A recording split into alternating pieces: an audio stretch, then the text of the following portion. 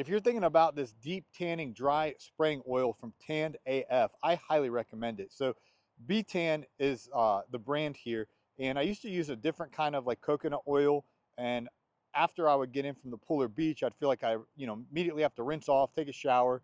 I just was feeling so oily.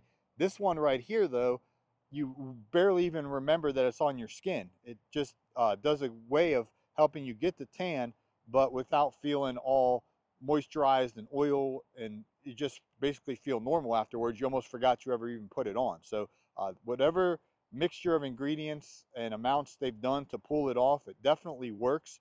And you can see the coconut is still in there, as well as some other ingredients. So it gets the result I want with that dark tan, without my skin feeling all exaggerated and oily and just over moisturized. So I've been very happy with this product here, and it's definitely my go-to for wearing it out at the pool.